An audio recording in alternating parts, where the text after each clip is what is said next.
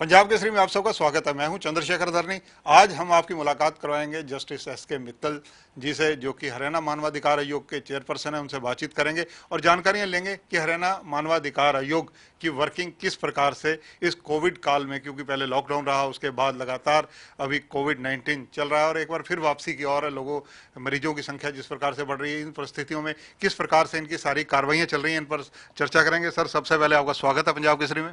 Thank you.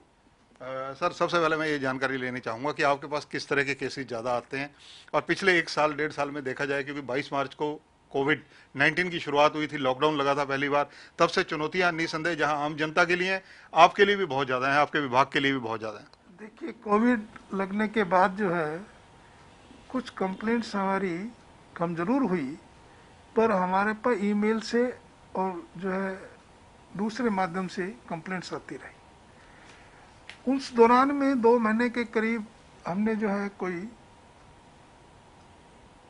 Case तो यहाँ बिल्कुल ऑफिस बंद रहा, पर हम जो भी हमारे पास ईमेल से कंप्लेंट आती थी तो उसको हम उसी तरह से डील करके डायरेक्शन इशू कर देते थे और अथॉरिटीज़ के पास ऑर्डर भेज देते थे भी ये जो है इस देखे इस एस्पेक्ट पे। उस दौरान में ज़्यादातर कंप्लेंट्स आई कि जो हमारा पास नहीं बन रहा है या हमारे पास खाने की चीज़ें नहीं पहुंच रही है। इस तरह की कंप्लेंट्स हमने बड़ी प्रायोरिटी पे ली और सभी के अंदर करीब करीब समाधान हो गया। उसके बाद जो है हमने रेगुलर शुरू किया। कंप्लेंट्स हमारी उतनी ही है। इस साल भी हमारी जो कंप्लेंट का नंबर है वो पिछले साल के बराबर ही है। और हमारे पास ज़्यादातर कंप्लेंट जो है वो पुलिस के खिलाफ आती है, महकमों के खिलाफ आती है, कुछ जो स्कीम्स गवर्नमेंट की है उनका बेनिफिट जिनको नहीं मिलता है वो लोग हमारे पास अप्रोच करते हैं। कुछ स्टूडेंट्स हैं वो आते हैं, स्कूल प्राइवेट स्कूल बच्चों की कंप्लेंट्स हमारे पास होती हैं। हमारे पास स्कूल की बिल्डिंग मेंटेनेंस, बस वगैरह के बारे में बड़ी शिकायतें आती रहती हैं और सब पे हम अपना संज्ञान लेके आगे आगे जैसा भी उचित कार्रवाई होती है वो करते रहते हैं। सर, जैसे क्योंकि मानवाधिकार आयोग आम आदमी के अधिकारों की लड़ाई एक तरह से सुरक्षित रखने की आपके हवाले है, कहीं ना कहीं आप उस पर वाच रखते हैं, सो मोटो भी लेते हैं। तो उस सो मोटो में ज़्यादातर मामले जो अगर देखा जाए, पिछले एक साल का अगर जिक्र करूं तो किस तरह के निकले, और जैसा कि करनाल के अंदर जानकारियां मिल रही हैं कि मौलिक शिक्षा जो है, एलिमेंट्री एजुकेशन, उनको भी आपने कुछ दिशा निर्देश जारी किए, चाहे वो बिल्डिंग्स के छीन छीन अवस्था को लेके हों या कहीं ना कहीं मिड डे मील को लेके हों, इस तरह के कई मामले चर्चा में हैं। ऐसा है कि जो है श्योमोटो जो कॉग्निजेंस है वो हम काफ़ी संख्या में लेते हैं और उसके ऊपर हम रिपोर्ट मंगवाते हैं। जो भी श्योमोटो हम लेते हैं जो पब्लिश होते हैं पेपरों में, वो पब्लिक इम्पोर्टेंस के मामले जहाँ पर ह्यूमन राइट इन लार्ज जो है नंबर में वायलेशन होता है उनको हम टेकअप करते हैं और डिपार्टमेंट से जो भी विषय होता है उसकी रिपोर्ट लेते हैं और उस रिपोर्ट के अंदर सारा देखते हैं कि क्या आया या क्या नहीं आया है और उसी हिसाब से डायरेक्शन और ऑर्डर पास करते हैं। कई विषय पर हमारे श्योमोटो लेने के बाद सरकार का ध्यान उस प्रॉब्लम की तरफ गया और वहाँ पर जो डिपार्टमेंट ने अथॉरिटीज़ ने उस चीज़ को ठीक करने की पूरी कोशिश की है। जहाँ पर कोई और कुछ करना होता है या पूरी तरह से नहीं हो रहा है तो हम टू टाइम डायरेक्शन इशू करके उनसे रिपोर्ट लेते रहते हैं और अल्टीमेटली हमें ऐसा लगता है कि प्रॉब्लम का सॉल्यूशन हो रहा है।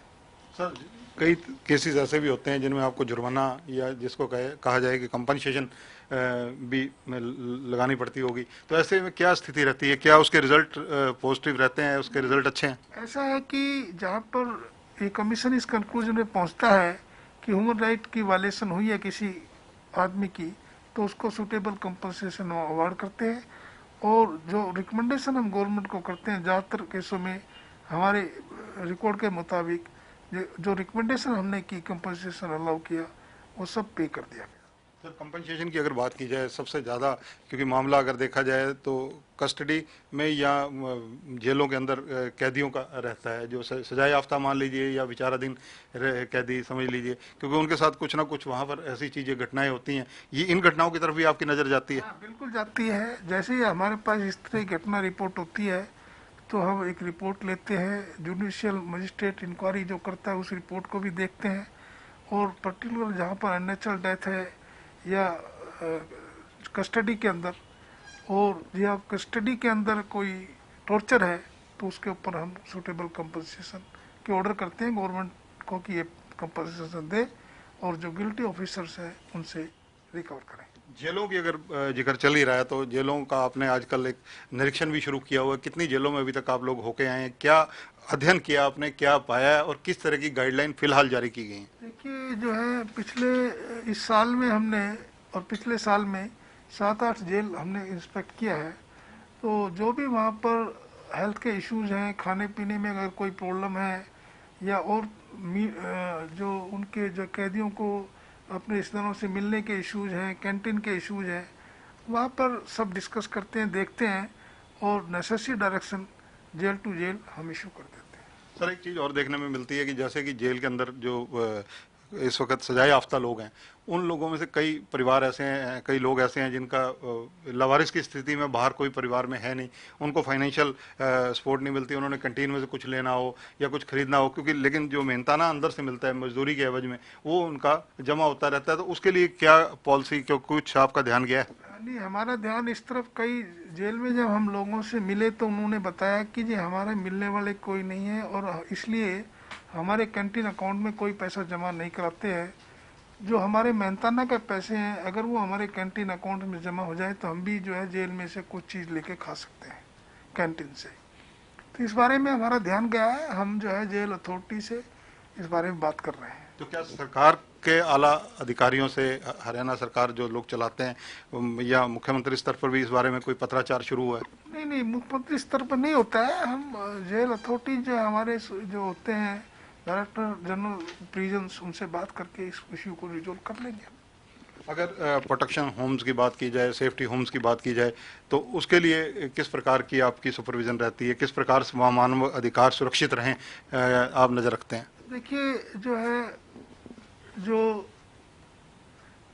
ऑब्जर्वेशन होम होते हैं, एक तो जुवेनाइल जस्टिस एक्ट में एक सेफ्टी होम्स होते हैं।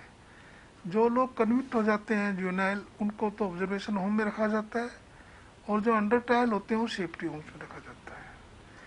तो हरियाणा में ऑब्जर्वेशन होम भी एक ही है और सेफ्टी होम्स भी एक ही है।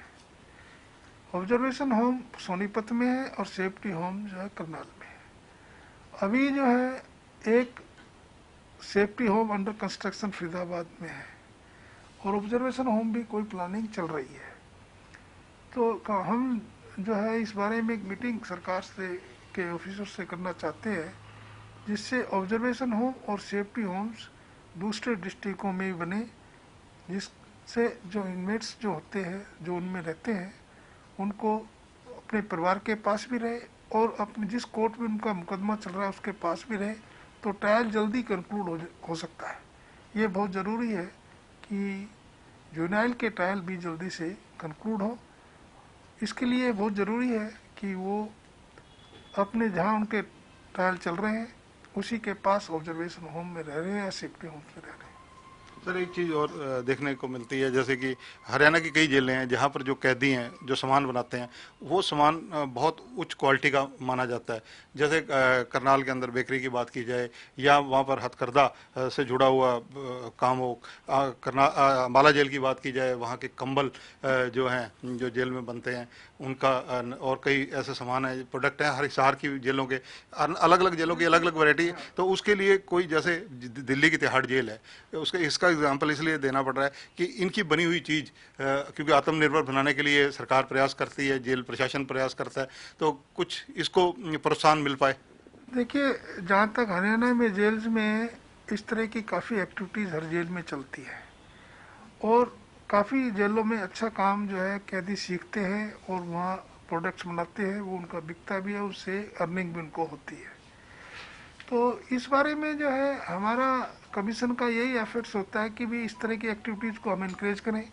जेल अथॉरिटी को हम इनक्रेज करें कि ज़्यादा से ज़्यादा एक्टिविटी जो परमिसिबल है वो चलाए, जिससे जो है जो इनमेट्स का इन्वॉल्वमेंट भी रहे और उनकी इनकम भी बढ़ती रहे। सर, एक चीज़ और है, जैसे कि कोविड-19 अब एक बार फिर से जिस तरह से वापसी गति पकड़ रहा है, काफ़ी चिंता का विषय चारों तरफ है। मैंने शुरू भी यहीं से किया था, इसी सवाल को दोबारा इसलिए ला रहा हूँ कि स्कूल, कॉलेज, विश्वविद्यालय एक बार फिर से खोले जा रहे हैं, तो क्या, क्योंकि मानवाधिकारों के तहत बच्चों की सुरक्षा भी बहुत ज़रूरी है, माँ बाप अभिभावक भी बहुत चिंतित रहते हैं, तो उसके लिए क्या आपने कुछ सियासी गाइडलाइन जारी की या कर सकते हैं? ये कमीशन का काम नहीं है।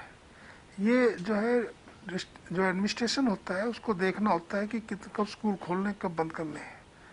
हम इसमें कोई इंटरफेरेंस नहीं करते। धन्यवाद। तो ये हैं जस्टिस एस.के. मित्तल। हरियाणा मानवाधिकार आयोग निसंदेह काफ़ी ज़्यादा सक्रिय है, और सक्रियता का अगर आप आंकलन करें तो पिछले साल से ज़्यादा कंप्लेंट्स इस बार आई हैं, जबकि लॉकडाउन भी काफ़ी लंबा इस बार रहा है। इसके बावजूद एस.के. मित्तल जी व इनकी टीम पूरी तरह से सक्रिय नज़र आ रही है। ऑनलाइन कोई कंप्लेंट मिलती है उसको भी यहाँ पर पूरी तरह से सहानुभूतिपूर्ण विचार किया जाता है, और कोई इन पर्सन आकर कंप्लेंट देता है उसको भी पूरी तवज्जो दी जाती है। कैमरामैन सुनील के साथ चंद्रशेखर धरनी, पंजाब केसरी टीवी, चंडीगढ़।